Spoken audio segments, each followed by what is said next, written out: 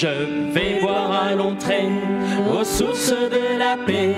Mon sauveur est si merveilleux pour moi. Sa gloire je dirai, son nom j'exalterai. Mon sauveur est si merveilleux pour moi. Merveilleux, merveilleux, merveilleux. Mon sauveur est si merveilleux. Où jaillit le flot vivant, je vais boire constamment. Mon sauveur est vraiment merveilleux. On le reprend ensemble. Je vais boire à l'entrée, aux sources de la paix. Mon sauveur est si merveilleux pour moi. Sa gloire je dirai, son nom j'exalterai. Mon sauveur est si merveilleux pour moi. Merveilleux, merveilleux. Mon sauveur est si merveilleux. Où jaillit le flot vivant, je vais boire constamment. Mon sauveur est vraiment merveilleux. Amen. Amen. Frères et sœurs, bonsoir. C'est le temps de se retrouver sous le regard du Seigneur pour partager sa bonne parole. Le Seigneur a toujours dans sa parole de bons conseils à nous donner. D'où l'importance de la lire, de la méditer et de grandir dans la connaissance de la parole de Dieu. Dans Hébreux chapitre 5 au verset 11, l'auteur de l'épître aux Hébreux dit « Nous avons beaucoup de choses à dire et des choses difficiles à expliquer parce que vous êtes devenus lents à comprendre. Vous, en effet, qui depuis longtemps devriez être des maîtres, vous avez encore besoin qu'on vous enseigne les premiers rudiments des oracles de Dieu. Vous en êtes venus avoir besoin de lait et non d'une nourriture solide. Or, quiconque en est au lait n'a pas l'expérience de la parole de justice, car il est un enfant. Mais la nourriture solide est pour les hommes faits, pour ceux dont le jugement est exercé par l'usage à discerner ce qui est bien et ce qui est mal. » Et un peu plus loin, l'auteur expliquera la raison pour laquelle il est important de connaître la parole de Dieu, d'en être des maîtres, de la maîtriser, de la connaître.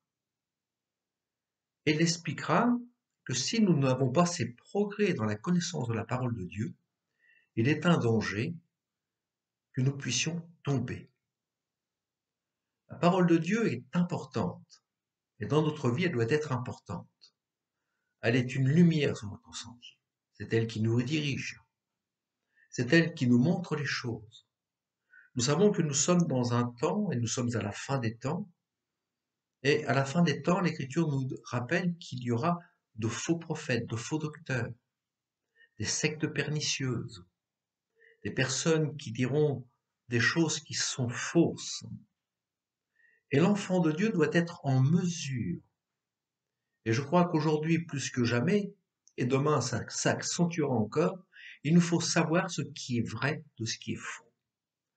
Dans la version Stafford, il est dit ceci, afin que vous discerniez ce qui est bien et ce qui est mal, mais il est dit à ce passage-là dans la version Stafford, afin que vous discerniez le vrai du faux.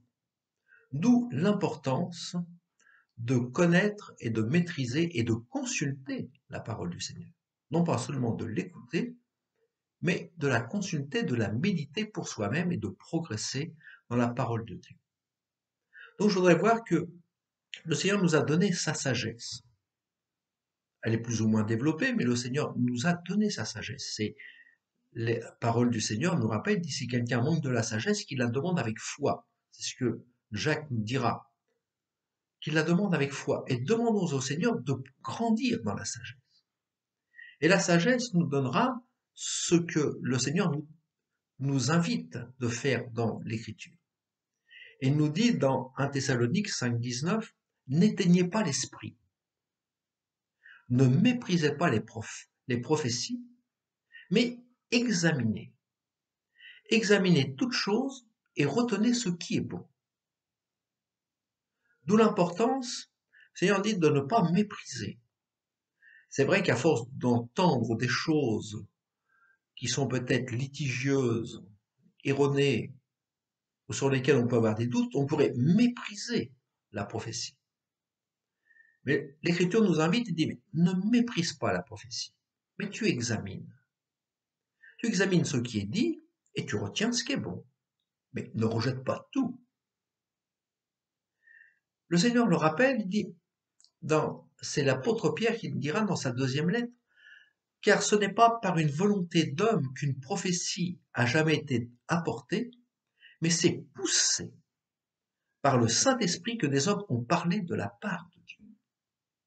Donc le prophète ne doit pas dire des paroles de son propre sentiment, mais ça doit être poussé par l'Esprit. Et de parler des oracles de Dieu. Alors le Seigneur nous met en garde contre les faux prophètes et les faux docteurs. Le faux prophète et le faux docteur, ce n'est pas celui qui donnera dans l'Église une prophétie qui peut être en partie venant du Seigneur, une autre partie venant de l'être humain. On prophétise tous imparfaitement, nous rappelle le Seigneur, mais je vais vous parler du faux prophète et des faux docteurs. Les faux prophètes, la parole de Dieu, et c'est le Seigneur Jésus lui-même qui le dira dans les évangiles, juste pour prendre une seule référence, mais vous pouvez aller dans les autres évangiles, dans l'évangile de Matthieu, chapitre 7, verset 15, aussi on nous dit, mais gardez-vous des faux prophètes. Ces faux prophètes, ils viennent à vous en vêtements de brebis, mais au-dedans, ce sont des loups ravisseurs. Ils agissent dans le but de vous ravir, de vous retirer de l'endroit où vous êtes pour les suivre. Alors ces faux prophètes sont annoncés depuis très longtemps. Paul le dira à Timothée, mais l'Esprit dit expressément que dans les derniers temps, quelques-uns abandonneront la foi pour s'attacher à des esprits séducteurs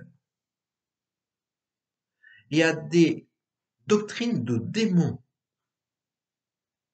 par l'hypocrisie de faux docteurs portant la marque de la flétrissure dans leur propre conscience. Donc le faux prophète, c'est cela. C'est quelqu'un qui vient pour séduire, et nous savons qui est le séducteur, c'est le diable, et le faux prophète apporte une doctrine de démon. Donc c'est un autre niveau, et le Seigneur nous invite de nous mettre en garde contre des doctrines qui ne sont pas spirituelles, qui ne sont pas du Seigneur. Et ils le font par hypocrisie. Le Seigneur ne l'appelle plus prophète, mais dit ce sont de faux docteurs. Des personnes qui se donnent le titre de docteur, d'enseignant, de pasteur, et nous savons que des personnes qui se donnent le nom de pasteur, ça pullule. Il y en a qui arrivent dans certains endroits, ils se donnent le titre de pasteur, ils montent un petit groupe, une église, et ils essayent d'attirer des personnes autour d'eux. De faux pasteurs. Ils n'ont jamais été pasteurs, ni dans leur pays, ni dans la ville où ils étaient. Ils n'ont jamais été reconnus pasteurs, ni en France, ni dans un autre lieu, mais se donnent le titre de pasteur, ils s'installent et ils essayent de s'attirer des personnes. Alors évidemment, pour les avoir, ils sont prêts à faire n'importe quoi. Et si quelqu'un vient chez eux en disant « Mon pasteur ne veut pas me baptiser », ils vont le faire pour avoir une personne de plus. C'est par hypocrisie et dans le but d'avoir des personnes et d'avoir un gain autour d'eux. Donc l'Écriture le rappelle. Et il y a parmi, l'apôtre Pierre le dira, il y a parmi le peuple, il y a eu parmi le peuple de faux prophètes, il y aura de même parmi vous de faux docteurs, qui introduiront des sectes pernicieuses et qui, reniant le maître, qui les a rachetés, attireront sur eux une ruine soudaine. Plusieurs les suivront dans leur dissolution et la voie de la vérité sera calomniée à cause d'eux.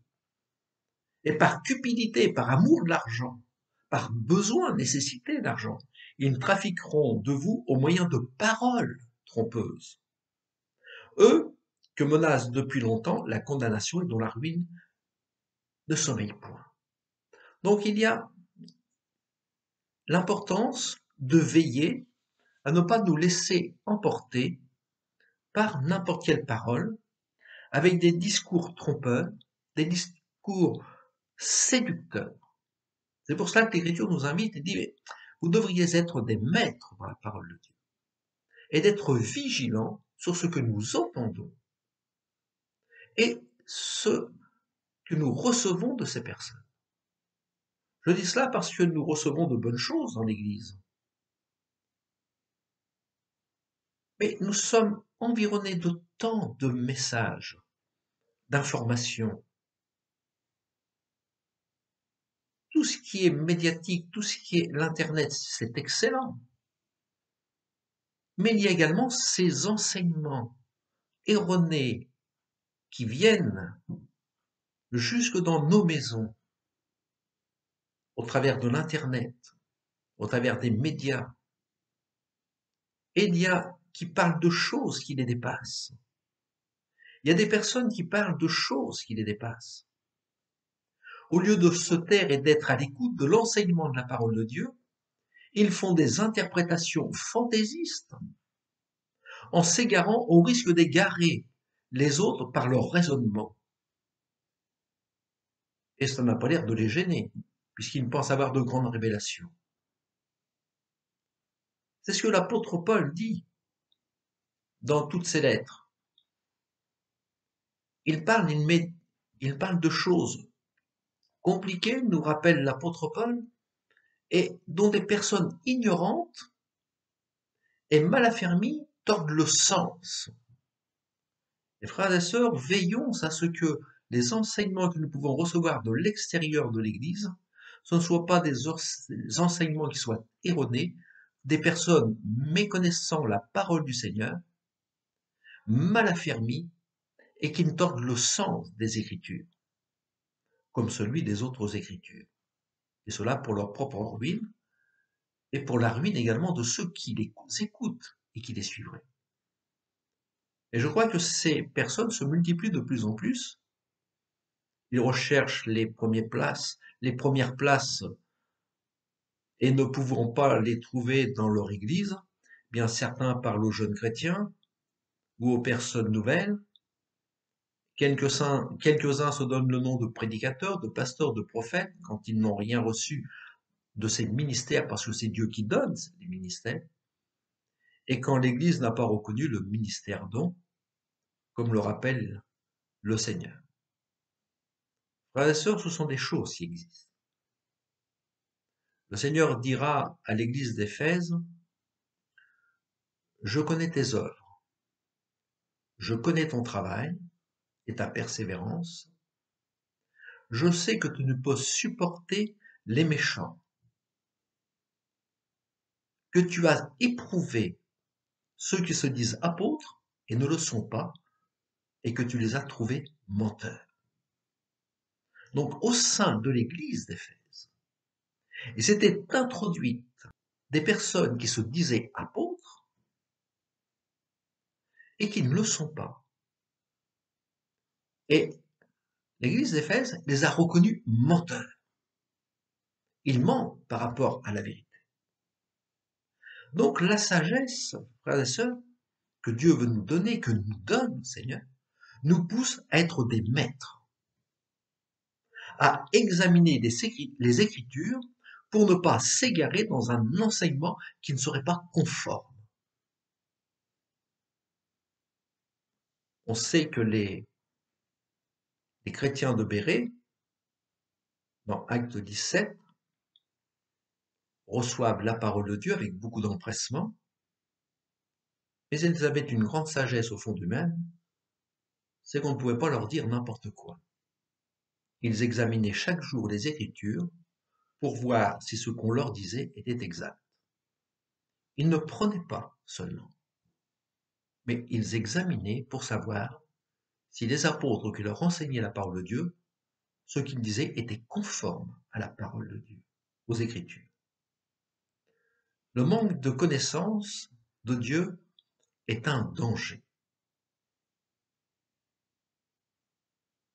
L'apôtre le dira aux Corinthiens, « Si quelqu'un vient vous prêcher un autre Jésus que celui que nous vous avons prêché, ou si vous recevez un autre esprit que celui que vous avez reçu, ou un autre évangile que celui que vous avez embrassé, vous le supportez bien. Vous voyez, je ne pense pas que la parole du Seigneur soit dépassée, mais elle est toujours d'actualité.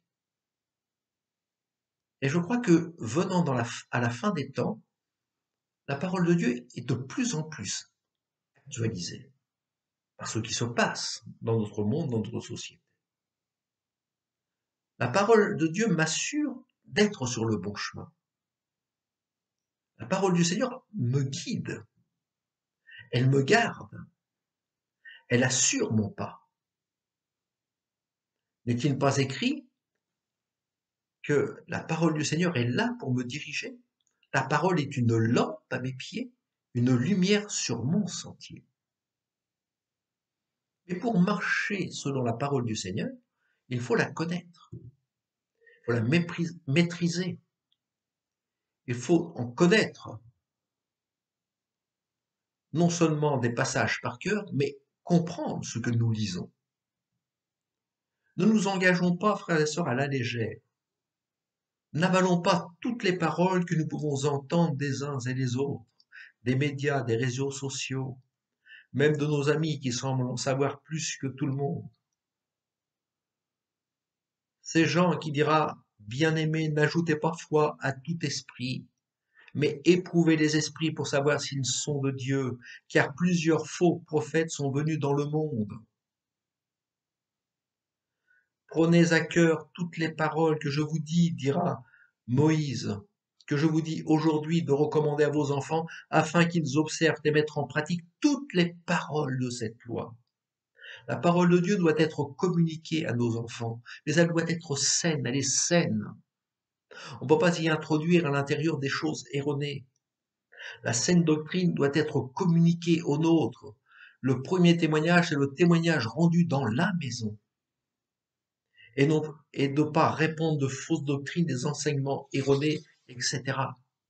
Par des paroles fantaisistes qui créent du trouble à ceux qui l'entendent, plutôt qu'elles n'avancent le royaume de Dieu.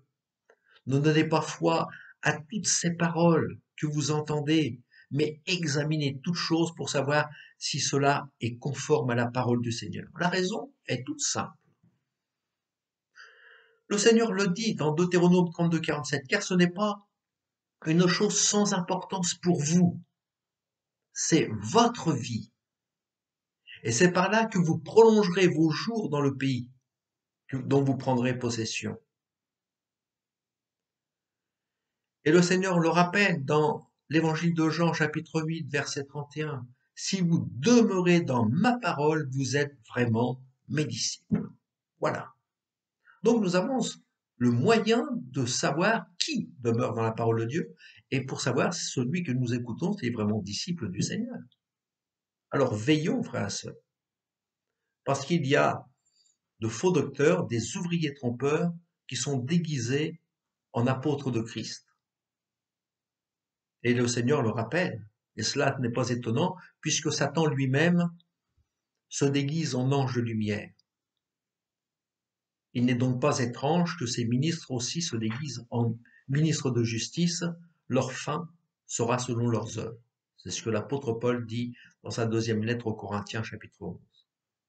Donc, frères et sœurs, que personne ne vous séduise par de vains discours, car c'est à cause de ces choses que la colère de Dieu vient sur les fils de la rébellion. Et si des personnes viennent avec eux, eh bien, la parole du Seigneur nous rappelle, disant, n'ayez aucune part avec eux. Je vous dirais, ne les faites pas entrer dans votre maison, ces personnes-là. Parce qu'il nous a rappelé, il en est certains qui s'introduisent dans les maisons, qui captivent des femmes d'un esprit faible et borné, chargées de péché, agitées par des passions de toute espèce. Donc n'ayez aucune part avec eux. Ne les faites pas entrer dans votre maison par le téléphone, par l'Internet, par les réseaux sociaux. Ce sont de nouveaux moyens d'introduire chez vous ce qui est mauvais. Et je crois, comme le rappelle l'apôtre Paul à l'Épître aux Romains, chapitre 13, verset 11, cela importe d'autant plus que vous savez en quel temps nous sommes. C'est l'heure de vous réveiller enfin du sommeil, car maintenant le salut est plus près de nous que lorsque nous avons cru. Le Seigneur revient, frères et sœurs, chercher son Église. La nuit est avancée, le jour approche, et la parole de Dieu nous rappelle de nous dépouiller donc des œuvres des ténèbres et de revêtir les armes de la lumière. Dans l'épître de Jean, il nous est dit à peu près les mêmes choses. Petits enfants, c'est la dernière heure. Et comme vous avez appris qu'un antéchrist vient, il y a maintenant plusieurs antéchrists. Par là, nous connaissons que c'est la dernière heure. Voilà ce que le Seigneur nous dit. Et sachons discerner que nous sommes à la fin des temps. Le Seigneur le rappelle. Et il y en a qui vous troublent avec un tas de choses. Personne ne sait ni le jour ni l'heure.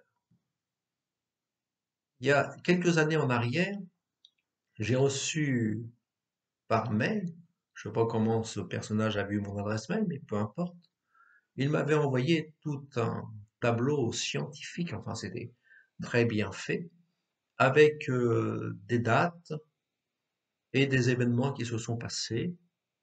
Il y avait les années, les mois et les jours. Et ce personnage me met sur son tableau, très bien fait, que le Seigneur reviendrait telle année, tel mois et tel jour. Alors bien sûr, je lui ai répondu que cela n'était pas possible, puisque personne ne connaît ni le jour ni l'heure. Personne ne le sait, ni les anges dans les cieux, ni le Fils, mais le Père seul. Seul le Père le sait. Mais ce personnage insistait et persistait dans sa bêtise. Grave. Et puis le temps est passé. Et le Seigneur n'est pas revenu. Faux prophète se voit ce qu'il dit, mais ça doit être conforme à la parole de Dieu. Personne ne connaît le jour ni l'heure. Le Seigneur le dit pour ce qui concerne l'avènement de notre Seigneur Jésus-Christ et notre réunion avec lui. Nous vous prions, frères, de ne pas vous laisser facilement ébranler dans votre bon sens et de ne pas vous laisser troubler, soit par quelques inspirations, soit par quelques paroles ou par quelques lettres qu'on dirait venir de nous, comme si le jour du Seigneur était déjà là. Donc il nous est dit pour ce qui concerne le retour du Seigneur, l'avènement du Seigneur et notre réunion, l'enlèvement de l'Église avec lui. Donc que personne ne vous séduise d'aucune manière, car il faut, premièrement, 2 Thessaloniques 2:3, vous pourrez le contrôler, que personne ne vous séduise d'aucune manière, car il faut que l'apostasie soit arrivée auparavant, qu'on ait vu paraître l'homme du péché, le fils de la perdition, l'adversaire qui s'élève au-dessus de tout ce qu'on appelle Dieu, de ce qu'on adore, jusqu'à s'asseoir dans le temple de Dieu, se proclamant lui-même Dieu. Donc on n'en est pas là encore. Et maintenant, vous savez ce qui le retient afin qu'il ne paraisse qu'en son temps. Car le mystère de l'iniquité agit déjà. Il faut seulement que celui qui le retient encore ait disparu. Et alors paraîtra l'impie que le Seigneur Jésus détruira par le souffle de sa bouche et qu'il anéantira par l'éclat de son avènement. L'apparition de cet impie se fera par la puissance de Satan, avec toutes sortes de miracles et de signes et de prodiges mensongers. Comprenez la gravité des choses. Si nous n'avons pas suffisamment de connaissance de la parole de Dieu, il nous est dit que l'apparition de cet impie se fera par la puissance de Satan. Cette puissance séductrice, avec toutes sortes de miracles, de signes et de prodiges mensongers. Et le chrétien doit réaliser et comprendre ce qui est de Dieu et ce qui ne l'est pas. Et avec toutes les séductions de l'iniquité pour ceux qui périssent parce qu'ils n'ont pas reçu l'amour de la vérité pour être sauvés. Aussi Dieu leur envoie une puissance d'égarement pour qu'ils ne croient au mensonge, afin que tous ceux qui n'ont pas cru à la vérité, mais qui ont pris plaisir à l'injustice, soient condamnés. Alors le Seigneur nous rappelle, il dit, mais pour nous, frères bien-aimés du Seigneur, nous devons à votre sujet rendre continuellement grâce à Dieu, parce que Dieu vous a choisi dès le commencement pour le salut par la sanctification de l'Esprit et par la foi en la vérité, en la foi en la parole de Dieu qui est la vérité. Donc nous savons, frères et sœurs, que le Seigneur nous dit « Je viens bientôt ». Retiens ce que tu as afin que personne ne prenne ta couronne. Apocalypse 3, 11. Le Seigneur dit, je reviens bientôt. Maintenant, ce qu'il y a, c'est qu'il faut que tu retiennes ce que Dieu t'a donné. Ce n'est pas seulement le salut, mais sa parole, toute sa parole. Et je vais rester uniquement sur la parole. Nous avons reçu de bonnes choses, beaucoup de choses de la part du Seigneur. Mais nous avons reçu sa parole et retenons sa parole. À la fin des temps, il faut maîtriser la parole de Dieu. Le Seigneur vient retirer du monde son Église. Le Seigneur vient retirer du monde l'Église avant la tribulation. Et plusieurs passages de l'Écriture nous le disent. Enoch est enlevé avant le déluge. Et ça préfigure l'enlèvement de l'Église avant la tribulation. Noé préfigure que le reste des Juifs sera sauvé au travers de la tribulation. Mon frère et sœur, le Seigneur revient. Nous ne savons pas l'année, nous ne savons pas le mois, nous ne savons pas le jour et nous ne savons pas l'heure. Et nous savons qu'il y a de fausses doctrines qui circulent. Il y a des paroles choquantes, scandaleuses qui se répandent dans le monde. Mais qu'aucun homme, sous une apparence d'humilité et par un culte des anges, ne vous ravisse à son gré le prix de la course, tandis qu'il s'abandonne à ses visions et qu'il est enflé d'un vain orgueil par ses pensées charnelles. C'est ce que dit l'apôtre aux Colossiens, chapitre 2, verset 18. Ne nous laissons pas émouvoir par des enseignements qui paraissent alléchants, mais qui ne sont pas mentionnés dans la saine parole de Dieu, qui sont déformés. Retenons fermement ce que le Seigneur nous a donné et demeurons fermement fondés et enracinés dans la simplicité de l'Évangile. C'est un danger que de méconnaître la parole du Seigneur, et je dirais que c'est un bonheur de la connaître, de la méditer, de l'étudier, de connaître de plus en plus notre Seigneur, notre Dieu, notre Sauveur. Et ceux qui aiment la parole de Dieu aiment le Seigneur.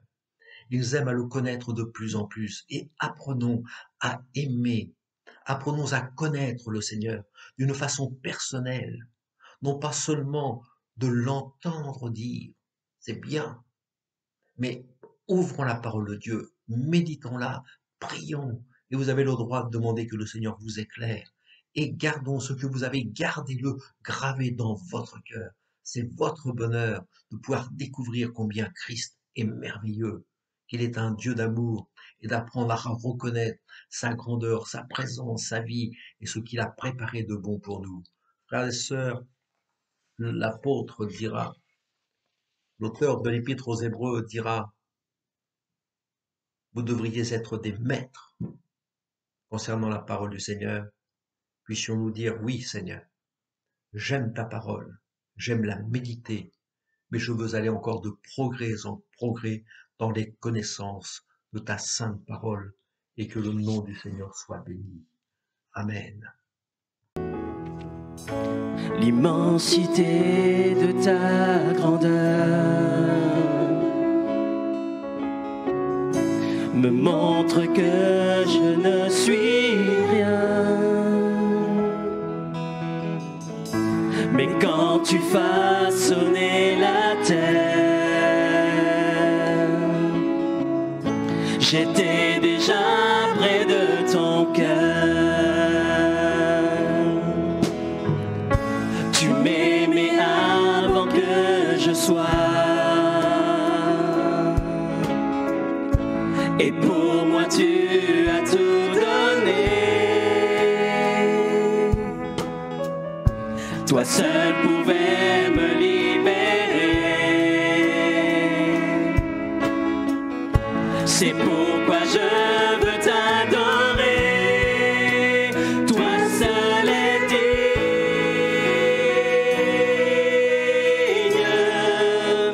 de recevoir louange et gloire pour les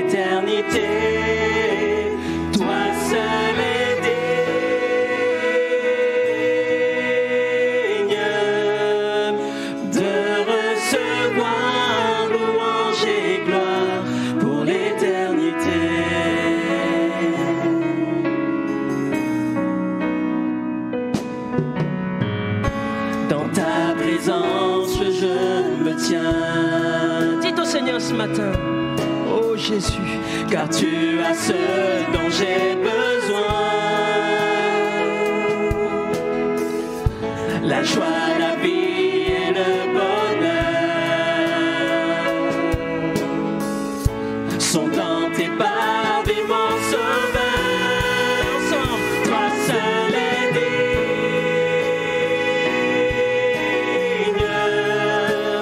de recevoir louange et gloire pour l'éternité. Toi seul est digne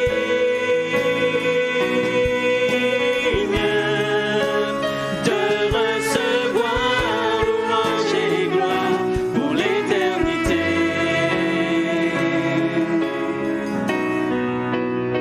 Ensemble, alléluia.